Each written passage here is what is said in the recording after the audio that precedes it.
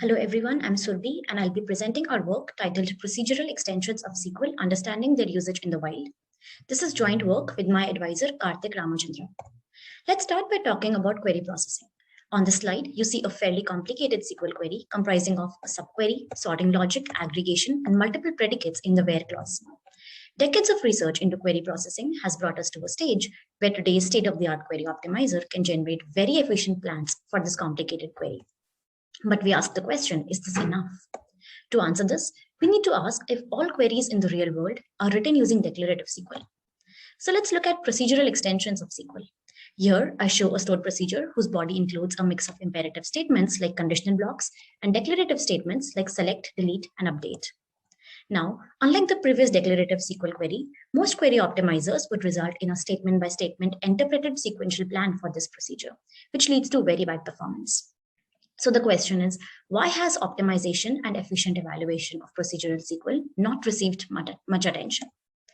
This is because of a vicious cycle, which starts with the fact that very little is known about the magnitude of usage and complexity of procedural code in the real world. This makes people to assume that the usage of such constructs is very limited. Because of this, standard database benchmarks do not incorporate these, which leads to this entire area being neglected. As a result, procedural code in RDBMSs keep suffering from the glaring inefficiencies, and SQL experts then suggest to avoid using these. But we ask the question, how valid is this initial assumption? And the answer is not much. Procedural code is in fact extensively used in the real world workloads because of benefits like intuitive implementation, code modularity, etc. A quick analysis of Microsoft's Azure SQL database reveals more than 2.5 billion declared instances of stored procedural objects. Note that this only counts the declared instances and not invocations, which would go orders of magnitude higher. This brings us to our goals in this work. We aim to motivate work in the area of optimizing procedural code in RDBMSs by providing clarity around the real-world usage patterns of procedural code, pointing to specific research opportunities, and helping to demonstrate impact of novel work in this area. To this end, I now give a brief overview of our work. We start with 7,500 real-world procedural objects and perform an extensive quantitative analysis of these workloads. Using the insights gained from the analysis, we create a procedural workload benchmark, show experimental evaluation on the benchmark queries, and lastly, point to specific research directions in this area. So I'll first start by describing the workload analysis. From the 7,000 objects belonging to 7 diverse real-world workloads, we extract the distributions of 38 properties spanning 10 categories using static analysis of their source code. The 10 feature categories are code complexity, statement and query complexity, etc. For control flow statements, we analyze the distributions of various conditional and unconditional control flow constructs. We find extensive use of such statements in the workloads. For instance, 55% stored procedures, 37% UDFs, and 44% triggers have at least one if block. There are also a large number of nested if blocks, with the nesting depth going as high as 90 in some cases. Similarly, we also find a considerable usage of loops. We have performed a similar analysis of all 38 features, details of which are present in our paper. The final outcome of the workload analysis is a table describing the summary statistics of the key features. This includes the average, max, and 90th percentile of their respective distributions. Note that once we construct the summary statistics, we don't use the customer workloads in any of the next steps, and this preserves the anonymity of these workloads. Next, I'll talk about the benchmark that we have developed. Now, using the aggregate summary statistics collected from the first step, we have constructed a benchmark called SQL-ProcBench for procedural workloads in RDBMSs. The benchmark contains a total of 103 procedural objects. Its schema is derived from PPCDS, which allows for easy setup. To enable wide adoption, we have provided all the queries in this benchmark in 3 popular SQL dialects, and the detailed specification has been made publicly available at the link shown here. Now, I'll briefly describe SQL-ProcBench's design philosophy. The language used is the procedural extensions of SQL as defined in the SQL PSM ISO standard. It includes both scenarios where declarative SQL is embedded inside procedural objects and the case where procedural functions are called from a SQL query. It is designed considering both on-disk and in-memory databases and supports both row store and column store layouts. Finally, the queries are modeled on real business scenarios.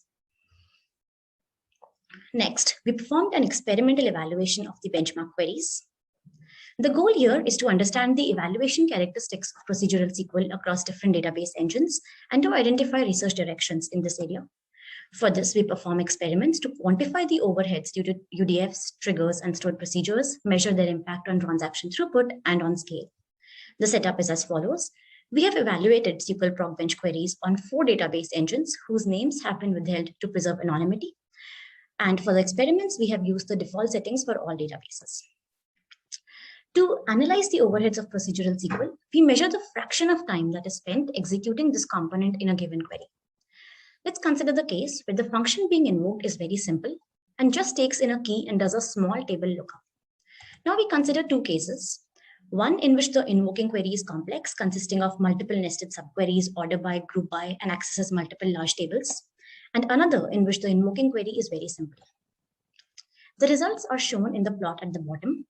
The y-axis shows the percentage of time spent in the UDF, and x-axis shows the number of UDF invocations. From the orange line, we see that when the calling query is simple, almost 100% of the time is spent executing the UDF.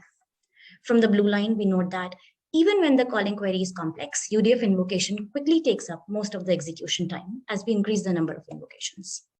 This experiment demonstrates that even very simple procedural code can be the main bottleneck when operating on large data sets. Next, we repeat this experiment with a complex UDF and find that most of the time spent executing the UDF irrespective of the complexity of the calling query.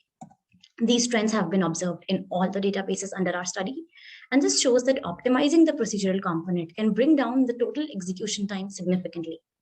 For the sake of brevity, I will not be covering the other experiments in our talk.